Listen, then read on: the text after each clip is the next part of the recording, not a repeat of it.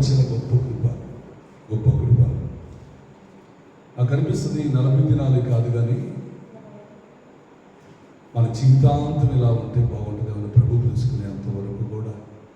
ఎందుకంటే ఉదయకాలం ప్రార్థన చాలా శక్తివంతమైంది. 2-3 నా నామంలో ఎక్కడ కూడి ఉంటాడో అక్కడ దేవుడు ఉంటాడు. మన ఇంట్లో కూడా ప్రార్థన చేసుకుంటాడు, కానీ మనం ఒక్కరిని చేసుకుంటాం. ఇంట్లో ప్రార్థన నడవదు.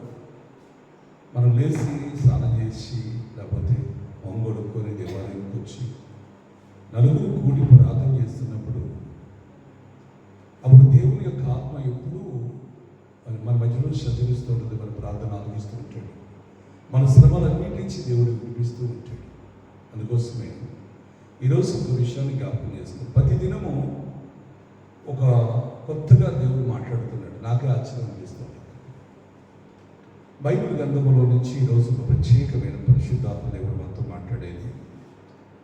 లూకాసు సువార్త 23వ అధ్యాయం 34వ వచనంలో ప్రభు ఆయన సిలువలో పలికిన ఈ మాట మనం ఎప్పుడు మనం జ్ఞాపకం చేసుకుంటాం. యేసు తండ్రి వీరు ఏమి చేయుచున్నారో వీరు ఎరుగరు కనుక వీరిని క్షమించుము.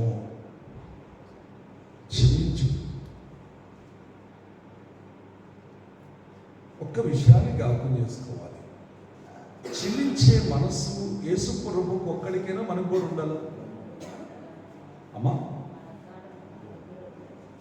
యేసు ప్రభు సిలువ మరణం అంతా కూడా ఆయన ఒకరి తక్కువ 40 దెబ్బలు తిన్నాడు. ముళ్ళకిరీటమును ధరింపు చేసుకున్నాడు. ఒళ్ళంతా కూడా గాయములతో ఆ సిలువలో శిలువను కొట్టించుకొని ఆకాశానికి భూమికి మధ్యలో ఎలాడుతూ అంతగా బాధ పెట్టినా కూడా దేవుడు ఏమంటున్నారు తెలుసా? తండ్రి వీరు ఏం చేయించున్నారు కనుక వీరికి ఎరగరు కనుక క్షమించు. తండ్రి మనందరినీ క్షమిస్తూ కొట్టిన వారిని, దూషించిన వారిని, ఆయన నిందించిన వారిని, వెనక తల్లిన వారిని క్షమించాడు. ఈ రోజు చిన్న మాట అంటేనే క్షమించవలసి రావట్లేదు. క్రైస్తవ జీవితంలో నేను కొట్టినా క్షమించే మనసు నీకు రావాలి. నీ మీద ఉమ్ము వేసినా క్షమించే మనసు రావాలి.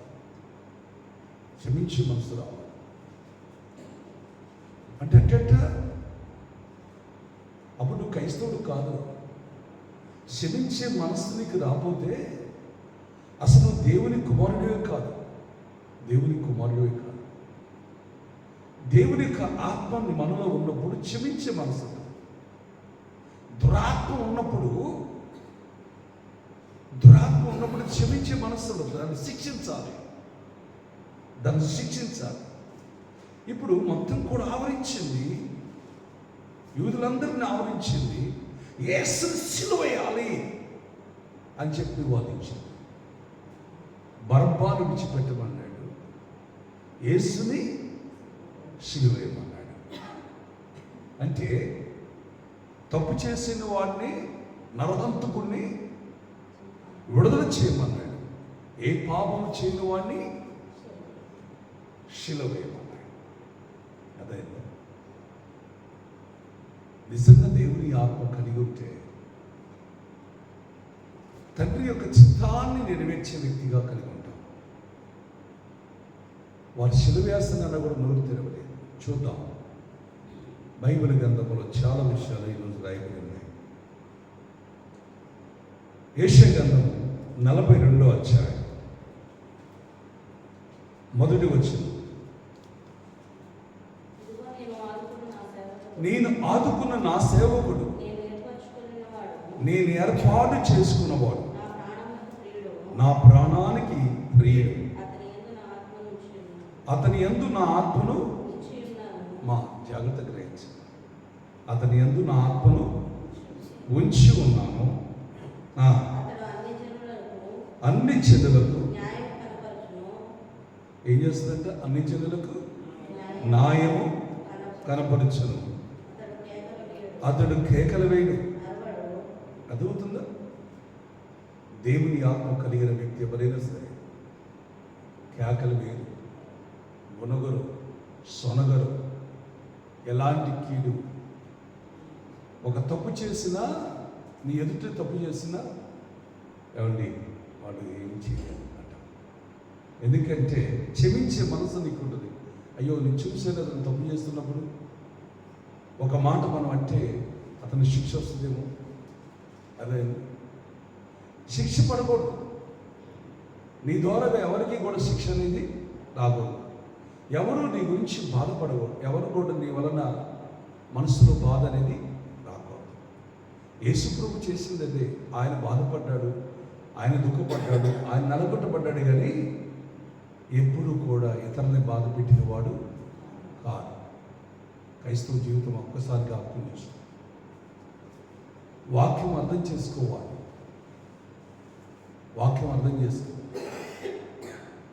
ప్రవచనాలన్నా నిండిన మన మనసులో నిండిన దాన్ని బట్టి మాట్లాడుతాం. నిండిన దాన్ని బట్టి మాట్లాడుతాం. ప్రవచనాలన్నా గతించిపోతాయి, కానీ దేవుని యొక్క వాక్యం మాత్రము గతించిపోదు. ఒకవేళ ప్రవచనాలన్నా నెరవేరపోవచ్చు కానీ దేవుని వాక్యం మాత్రం నెరవేరుతుంది. దేవుడు ఎప్పుడు వాక్యం ద్వారా నీతో మాట్లాడుతూ ఉంటాడు. క్షమించే మనసు రావాలి. ఆ క్షమించే మనసు మనకి రావాలంటే మనము అలాంటి యేసుక్రీస్తు కలిగిన మనస్సు మనం కలిగి ఉండాలి. యేసుక్రీస్తు హృదయం లాంటి హృదయం మనం కలిగి ఉండాలి. యేసుకున్న లక్షణాలు మనం కలిగి ఉండాలి. ఎప్పుడు యేసుక్రీస్తు పొందుకున్న తండ్రి యొక్క ఆత్మే మనం పొందుకొని ఉండాలి. ఆత్మ మనకు ఉన్నప్పుడు ఉమ్మి వేసినా తుడుచుకుని పోతాం. అలాంటి మనసు కావాలి. నా ప్రియమైన దేవుడా, ఒకరికొకరు చెప్పుకోవడం వల్ల ఏమీ రాదు. చెప్పుకోవడం వల్ల వచ్చేది ఏంటంటే నష్టం. సంఘం ఒకటే గుర్తుంచుకోవాలి. సంఘం ఎలా ఉంటుందంటే, ఇప్పుడు రాజకీయ నాయకులు ఉన్నారు.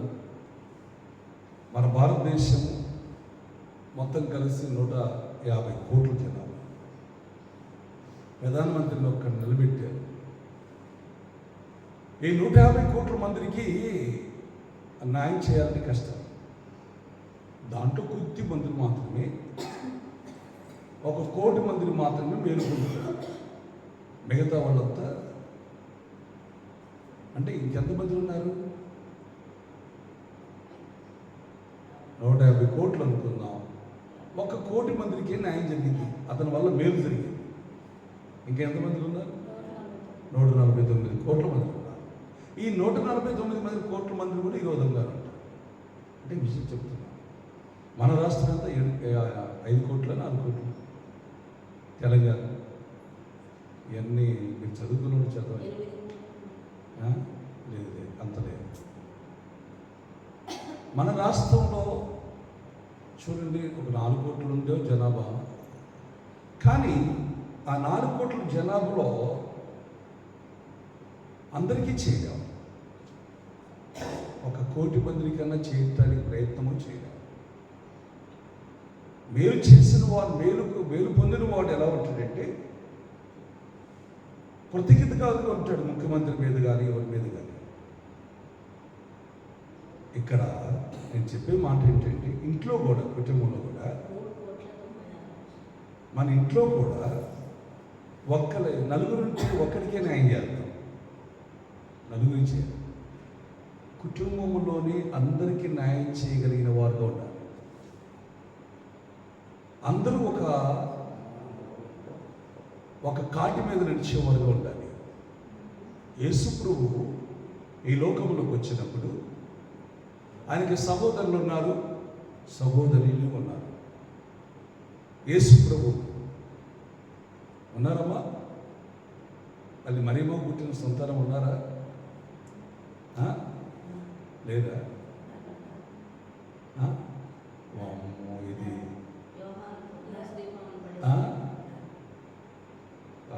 ఎందుకంటే చాలామందికి మరేమో గారికి ఇక పిల్లలు లేరేమో అని చెప్పేసి మనం, యేసు ప్రభు ఒక్కడే పరిశుద్ధంగా పుట్టినవాడు. తర్వాత మిగతా సహోదరులందరూ కూడా మీకు బైబిల్లో చూపించాలన్నమాట. అంటే చాలా కొంచెం మరుగు చేసింది, అక్కడక్కడ మాత్రమే రాశాడు, అక్కడక్కడ మాత్రమే రాశాడు. అవన్నీ ఇప్పుడు నేను చెప్పడం బాగోదు కాబట్టి లైవ్లో ఉంది, అక్కడక్కడ రాశాడు.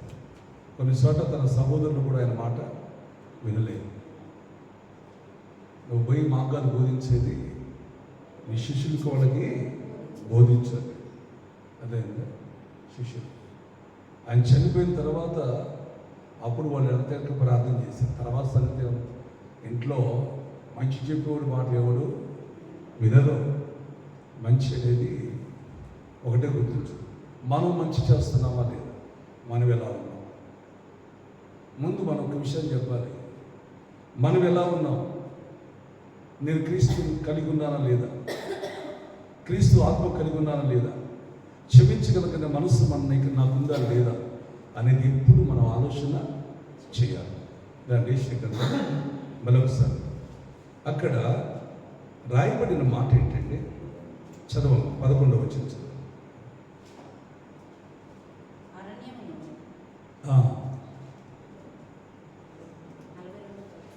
42 రోజులు 42 3 వచనం చదువు. నలిగిన రెల్లును ఆయన వీరవడు, మకమకలాడుచున్న శర్పనార ఒత్తిని ఆర్పడు. ఆయన సత్యమును అనుసరించి న్యాయమును కనపరచుకొనును. భూలోకములో న్యాయము స్థాపించేంత వరకు అతను మందగెలడు.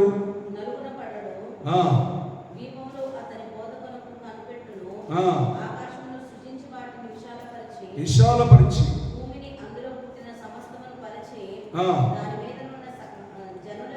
జనులకు జీవాత్మను ఇచ్చుచున్న దేవుడిని యెహోవా ఇలాగ సెలవిస్తున్నాడు. గుడ్డివారి కన్నులు తెరచుటకును, బంధించబడిన వారిని చెరసాలలో వారిని తెచ్చుటకును,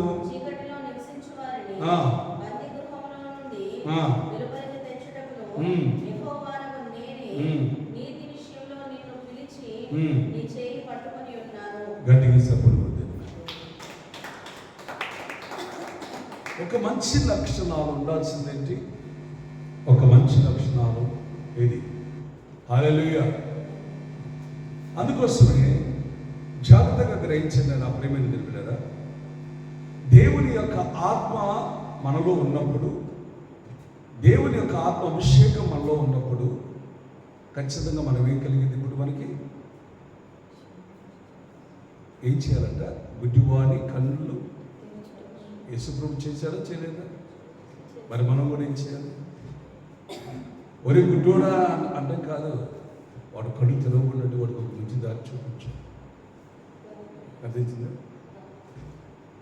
నీతిమంతుడు ఎప్పుడు కూడా పొరుగు వారికి మంచి దారి చూపిస్తాడని నేను చెప్పాను. హల్లెలూయా. ఒక్క విషయాన్ని జ్ఞాపకం చేసుకోవాలి. పరిశుద్ధాత్మ దేవుడు ఎప్పటికైనా సరే నిన్ను నన్ను పిలుచుకున్నది ఏంటంటే, ఆయన పోలి మనము నడుచుకుందుముగాక. ఆయన అందుకోసమే ఆ మాటను స్పష్టంగా చెప్తున్నాడు. 14 వచనం చదవమ్మా. చిరకాలము నుండి నేను మౌనముగా ఉంటిని, ఊరుకొని నన్ను అణుచుకుని. ఎలా ఉండాలంట, ఎలా ఉండాలి? మనం కూడా మౌనంగా ఉండాలి. నీకు ఎంత కోపం ఉన్నా ఎన్ని ఉన్నా కూడా అణచివేసుకోవాలి. ఇది దేవుని పిల్లలు. ఈ శ్రమలలో నువ్వు నేర్చుకోవాల్సింది, నువ్వైనా నేను నేర్చుకోవాల్సింది చాలా ఉంది. అణచివేసుకోవాలి. చదవ. ఊరుకొని నేను అణుచుకొనిటిని, ప్రసన వేదన పడువలే స్త్రీ వలె విడవకుండా. ఏంటంటే బలవంతంగా ఊపిరి తీయచ్చు, రోధించుచున్నాను.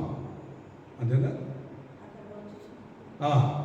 పర్వతములను కొండలను పాడు చేయుదును, వాటి మీద చెట్టు చేవలన్నింటినీ ఎండిపోచేయుదును, నదులను ద్వీపములను చేయుదును, మడుగులను ఆరిపోచేయుదును. వారెరుగని మార్గమున గుడ్డివారిని తీసుకొని వచ్చేదను, వారెరుగని త్రోవలలో. ఇవన్నీ చాలా ఉన్నాయి, జాగ్రత్తగా గ్రహించండి. ఈరోజు మనం చెప్పే మాట అంటే మన దేవుడు ఏర్పాటు చేసుకున్నాడు కనుక, దేవుడు ఆ రోజు ప్రభువుని ఎలాగ తన కుమారుని ఏర్పాటు చేసుకున్నాడో మనం కూడా ఏర్పాటు చేసుకొని ఆయన కడుపు చాడలో నడవాలనే దేవుడి ఉద్దేశం. అందుకోసమే తండ్రి మీరేం చేయించున్నారు అడిగిన కనుక వెళ్ళి క్షమించు. 53వ అధ్యాయం యెషయా గ్రంథం 12వ వచనం. 53వ అధ్యాయం 12వ వచనం. మీరు త్వరపడి 53:12 ఏలయనగా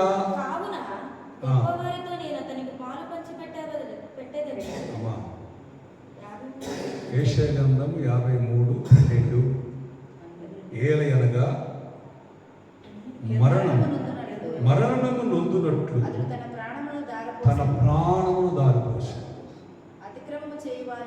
అతిక్రమము చేయవారిలో ఎంచబడిన వాడాయను, అనేకుల పాపములను భరించును. ఇక్కడ కొంచెం విషయాన్ని మనం జ్ఞాపకం చేసుకోవాలి. యేసు ప్రభు ఏం చేశాడంటే ఏలయనగా మరణము నొందినట్లు అతని ప్రాణమును దారపోసాడు. ఒక ఇంటికి నువ్వు పెద్దగా ఉన్నావంటే, ఒక ఇంట్లో నువ్వు దేవుని కలిగి నువ్వు ప్రభువును పెరుగున్నావంటే నీ ప్రాణాన్ని దారపోసేటట్టుండాలి. అదే కదా, ప్రాణం దారపోసేటట్టుండాలి. ఇంకా అంటున్నాడు అతిక్రమణ చేయవారిని ఎంచబడిన వాడాయన. ఇంకొకటి అక్కడ ఏమన్నాడు, వారి పాపములను భరించు. మనుషులు పాపం చేస్తారు, వారి పాపములన్నీ కూడా మనం ఎలా ఉండాలి? ఇప్పుడు భరించేటట్టుండాలి. హల్లెలూయా. నేను ఒక బెదరు కలిశాను నాకు, అన్న మా సంఘంలో ఒక అబ్బాయి మీ దగ్గర ప్రార్థన చేయించుకోవడానికి వచ్చాడు, నా గురించి ఏమైనా చెడ్డగా చెప్పినావు అన్నా. నీ గురించి నేనేం చెడ్డగా చెప్పలేదా, అసలు నీ ఎవరైనా కూడా నాకు తెలవదు. వచ్చాడు, ప్రార్థన చేశాను, నువ్వు ఇలా నడవాలి కదా, ఇలా ఉండాలి నా సాక్ష్యం చెప్పాను అని చెప్పాను, అంతే తప్ప నీ గురించి నేను ఎందుకు చెప్తాను, నీ గురించి నేను ఏం చెప్పలేదు. ఒక విషయాన్ని జ్ఞాపకం చేస్తాను. ఏం జరిగింది బ్రదర్, నీ గురించి నేనేం చెప్పలేదు. అదేంటంటే నీ గురించి నాకు మొత్తం తెలుసు, నీ గురించి ఒక బ్రదర్ చెప్పాడు నాకు అని చెప్పాడట. ఒకసారి ఫోన్ చేయండి కదా, ఎందుకంటే కొంచెం బాధ కూడా అనిపిస్తుంది మనకి. ఒక్కసారి ఫోన్ చేయండి అని చేస్తే ఫోన్ చేశాడు, ఎత్తాడు. ఆ బ్రదర్ ఫోన్ చేసిన తర్వాత, అన్న నా గురించి బ్రదర్ నా గురించి ఎవరు చెప్పారు నీకు, మదర్ పాస్టర్ గారు ఏమని చెప్పాడు? లేదన్నా ఆయన కాదు చెప్పింది, ఏదో వాళ్ళు చెప్పారులేనా, పోనీ లేదా అంటే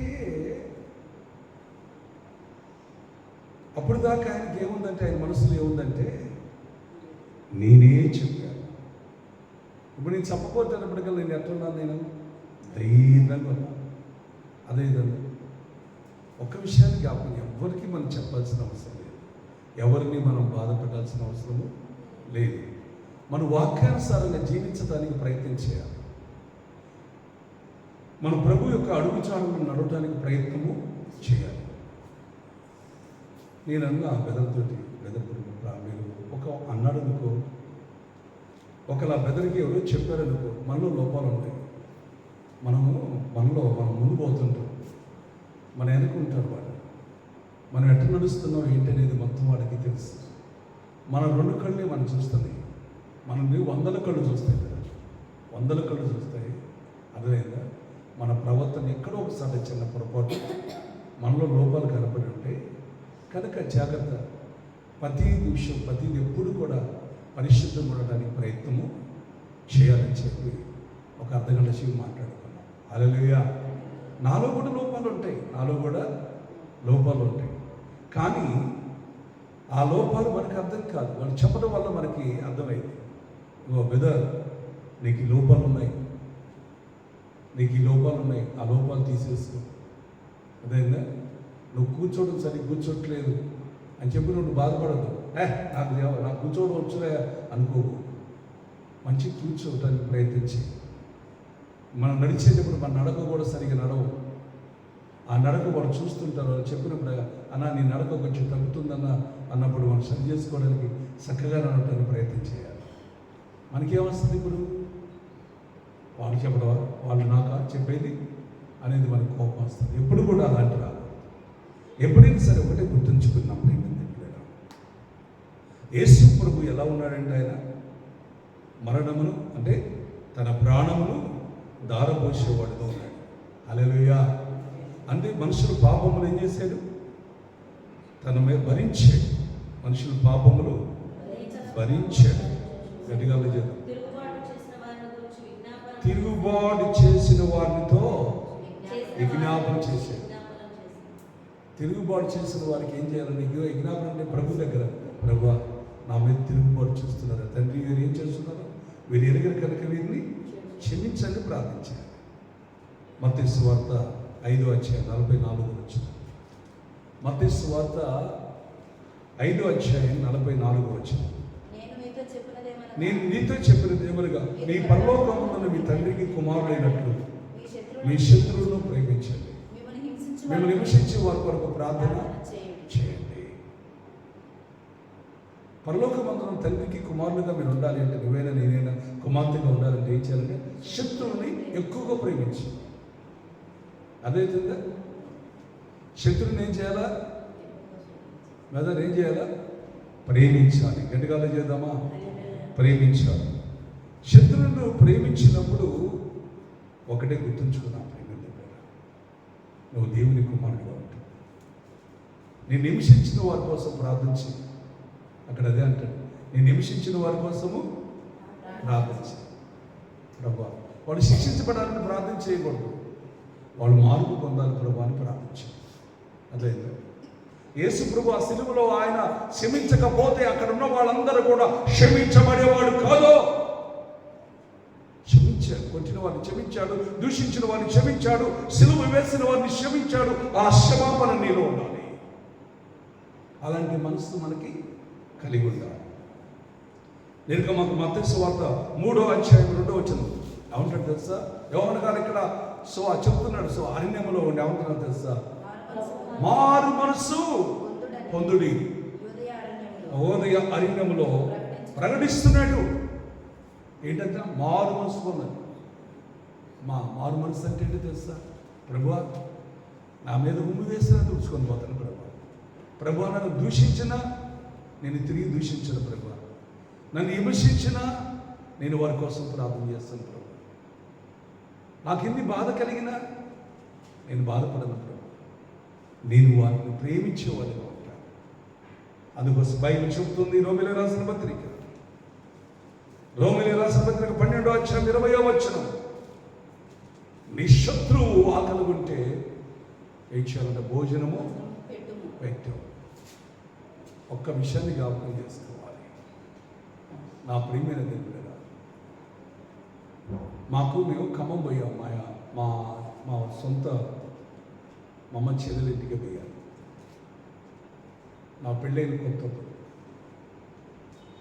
మేమిద్దరం పోయాం. బండి టైం అవుతుంది, బాగా ఆకలి అవుతుంది, ఛార్జీకే డబ్బులు ఉన్నాయి. కొద్ది టైం ఉంది కదా, పోయి అక్కడ భోజనం చేసి వద్దామని అని పోయాం. పోతే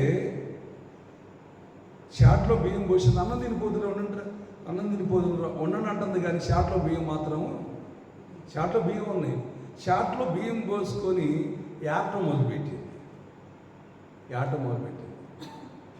అప్పటికే అర్ధగంట అయిపోతుంది, టైం అవుతుంది కదా. బండిపోతే మళ్ళీ ఆ రోజంతా అక్కడ ఉండాలి. అని చెప్పేసి మా భార్య భర్తలు ఇద్దరం పరిగెత్తుకొని వచ్చాం. అప్పుడే బండి వచ్చేది వచ్చేసాం. తర్వాత ఒకసారి మళ్ళీ వెళ్ళారు. అన్నం పెట్టాలి అనుకుంటే ఏరటం కాదు, అవతల వ్యక్తి వచ్చినప్పుడు ఏరటం కాదమ్మా, వెంటనే కడిగి పొయ్యి మీద పెట్టేసి, లేకపోతే మీరు వండుకుందేనే పెట్టడానికి ప్రయత్నం చేయి అని అంటే నేను 2-3 సార్లు అనాల్సి వచ్చింది. నేను ఒక్క విషయం చెప్తున్నాను. నేను నా భార్యకి నేను చెప్పింది మాట ఏంటంటే, నేను విశ్వాసంగా ఉన్నప్పుడు ఆ జీవితంలో అందరూ ప్రార్థనకు వచ్చేవారు. ఇక్కడ ఆ చర్చికి వచ్చి చిన్నపిల్లలు వాళ్ళందరూ కూడా వంగవీడి నుంచి చుట్టుపక్కల నుంచి వచ్చేవాడు. ఏడుస్తుండేవాడు. పద్మాయి కూర్చుని మనం అమ్మ పిల్లలకన్నా పెట్టరా భోజనం అంటే, వాళ్ళ పిల్లలకి వాళ్ళు వద్దులే గారు వద్దులే ఏముంటుందంటే మొక్కమాట ఉంటుంది. పిల్లలు ఆకలి అవుతుంది, ఏడుస్తున్నారు. అమ్మ వీక్ కాదులే ఆ పిల్లల కోసం అని చెప్పేసి పిల్లలకి ఒక విషయం చెప్తున్నాను, మీకు ఎప్పటికైనా జ్ఞాపకం చేసుకోండి. అన్నం పెట్టేటప్పుడు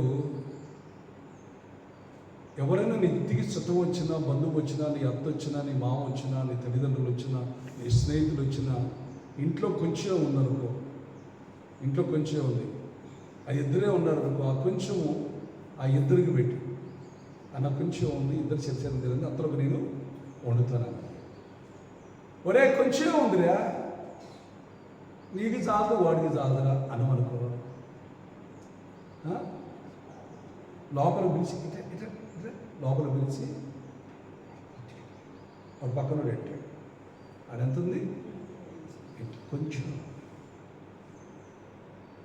అని అన్నానుకో, ఆ మనిషి ఎంత బాధ అయిందో తెలుసా. నీకున్న దాంట్లోనే పెట్టు, మనస్ఫూర్తిగా పెట్టు. అక్కడ ఏమంటున్నాడు, శత్రువు ఆకలకుంటే భోజనం పెట్టు, దప్పికుంటే దాహమి. అలాగ చేయటం వల్ల తల మీద నిప్పులు కుంప పోయింది.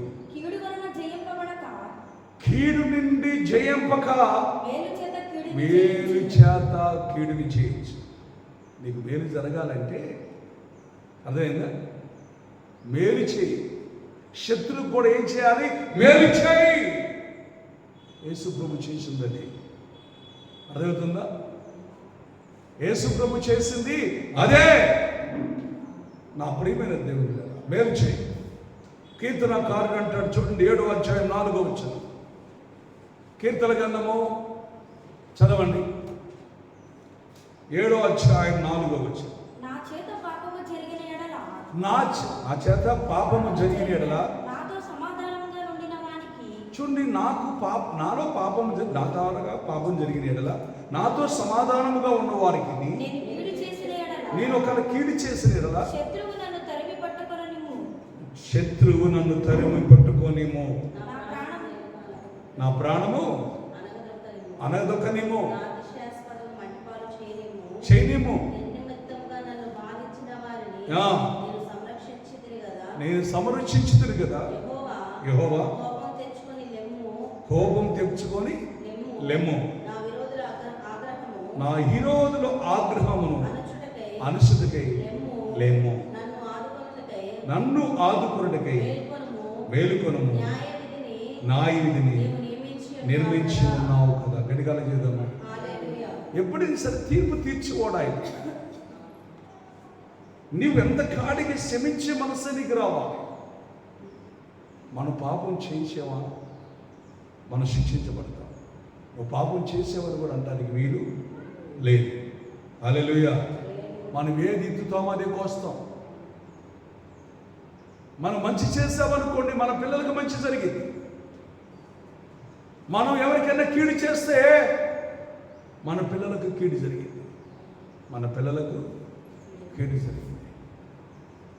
నాకు ఒక కొడుకుని తీసుకున్నాడు దేవుడు.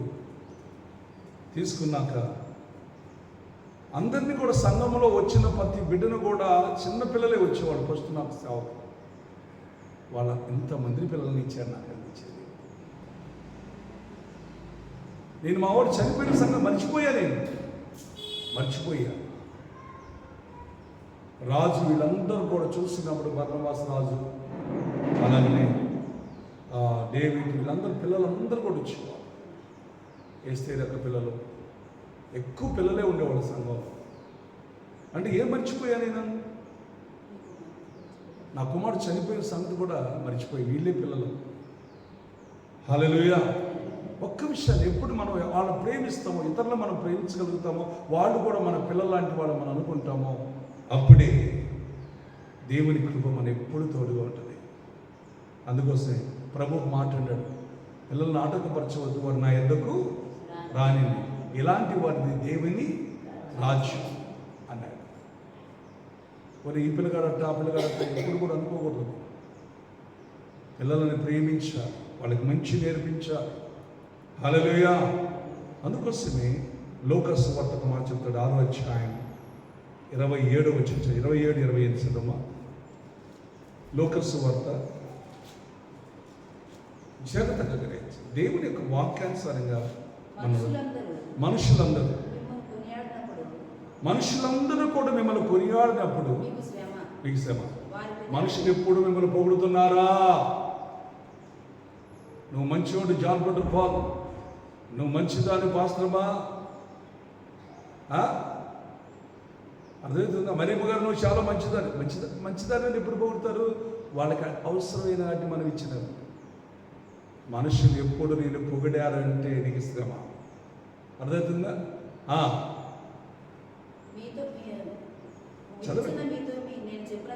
నేను మీతో చెప్పింది ఏమనగా, అమ్మా మనుషులు నేను పొగిడే వారి గురించి ఎప్పుడు ఆలోచన, నీ శత్రువులు ఎక్కువ ప్రేమించండి, ద్వేషించే వారికి ఏం చేయాలంటమ్మా?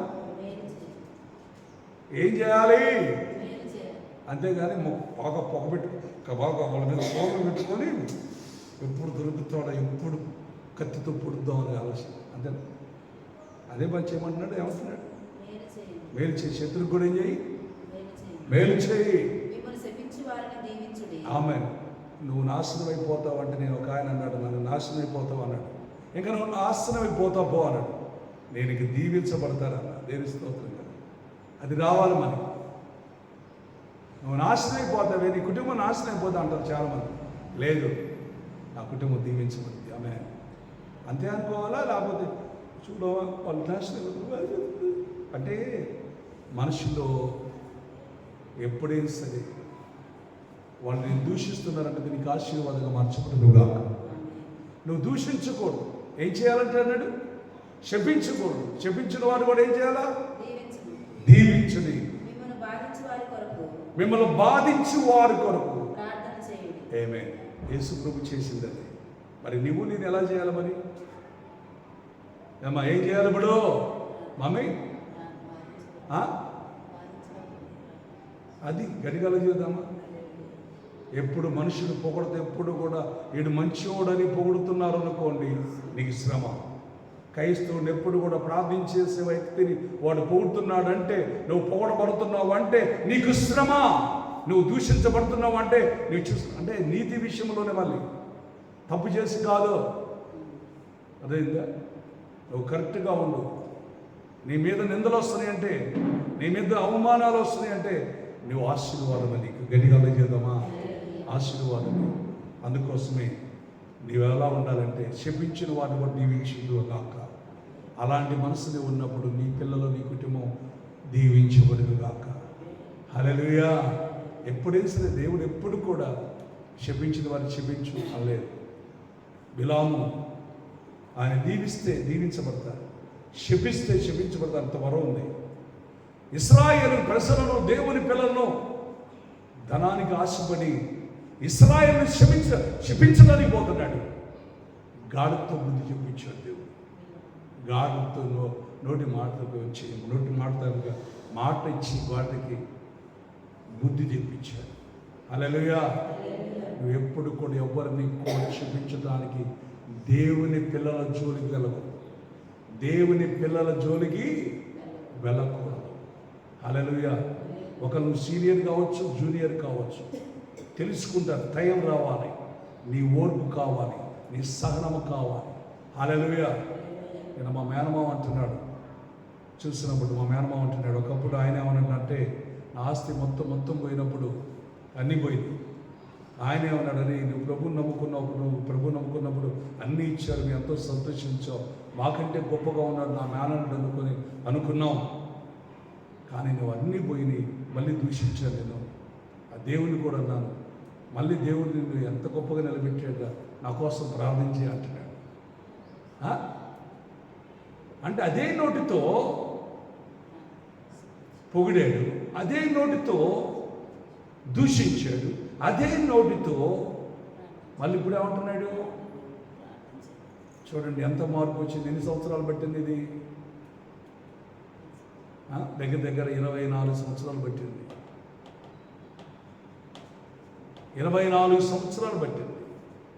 అంటే 24 సంవత్సరాల్లో మనకేం కాదు, వామ్మో నన్నాడులే అని బాధపడుకుంటుంటే ఒకటే గుర్తించు, ఉన్నది లేనిది ఉన్నట్టుగా సమస్యను చేసేవాడు దేవుడు. ఈరోజు నువ్వు కలిగి ఉండాలన్నా, ఎన్ని కలిగి ఉండాలన్నా దేవుడే, ఎన్ని తీసేయాలన్నా ఒక్క క్షణం పట్టదండి దేవుడు తీసేయడానికి. అదేందా? ఒక్క క్షణం పట్టదా? హల్లెలూయా! ఒక్క క్షణం పట్టదు. నా ప్రియమైనది, రైల్వే స్టేషన్లో గంజాయి తాగుతున్నారండి ఒక ఇద్దరు పిల్లగాడు. మన పొగొస్తుంది ఏంటని ఒక ఆయన చూడటానికి పోయాడు, ఏం పొగొస్తుందని. వాడు పిల్లలే, ఈ పెద్ద ఆయన చూడటానికి పోయాడు. 60 సంవత్సరాలు ఉంటాయి ఆయనకి. ఆ టైంలోనే పోలీసులు వచ్చారు, వాళ్ళిద్దరిని పట్టుకున్నారు, ఎందుకు పట్టుకున్నారు. ఏమండి నాకేం తెలియదని నేను చూడటానికి వచ్చాను. నువ్వు చూడటానికి వచ్చి అదే ఏమన్నా అక్కడ ఏమన్నా బొమ్మలు ఆడుతున్నాయా? అక్కడ చూడటానికి ఏమున్నాయి? అక్కడ చూడటానికి వాళ్ళు ఏమంటారు, ఈయన కూడా తాగడానికి వచ్చిండంట. చూడండి, ఇప్పుడు ఎక్కడికి వెళ్ళాలా ఎక్కడికి వెళ్ళకూడదని చూస్తే తర్వాత తీసుకెళ్ళారు, వాళ్ళతో పాటు జైల్లో వేసారు. 3 రోజులు అక్కడ ఉన్న తర్వాత అప్పుడు 3 రోజులు ఉన్నాడు. 3వ రోజు బయటకు వచ్చారు. వాళ్ళు వెళ్ళి అసలు అలాంటి అలవాట్లు లేవండి, కింద బీడి కూడా తాగే అలవాటు ఆయనకి లేదండి అని చెప్పి ఆయన బయటికి వాళ్ళ దగ్గర ఉన్నందుకు పోయి చూసినందుకు వాళ్ళని గద్దిచ్చారండి. ఆయన తాగడానికి వచ్చారు. లేదు సార్, మమ్మల్ని ఇద్దరిని పట్టుకుంటే అట్లా ఆయన కూడా పట్టుకోవాలని అన్నావాలే అన్నారు. ఎప్పటికీ ఉట్టిగా పోయినందుకు చూడటానికి అలా ఎందుకు బాగా పొగ పీర్చు పువ్వు అని వదులుతున్నారని చూడటానికి పోయినోడికి వచ్చింది. ఇప్పుడు శ్రమ వచ్చింది. అదైతే జాగ్రత్త, ప్రతి విషయంలో కొన్ని విషయాలు చాలా జాగ్రత్తగా గ్రహించాలి. అదే కొన్ని చూడొచ్చు, కొన్ని చూడరాని ఉన్నాయి. అందుకోసం బైబిల్ చెబుతుంది, నువ్వు ప్రేమించు. అందుకోసమే దేవుడు ఒక్క మాట చెప్పేసి నేను ముగిస్తాను. నిర్గమకాండం 23:4 4-5 వచ్చిన చదవండి. నిర్గమకాండం, నీ శత్రు యొక్క ఎద్దైనను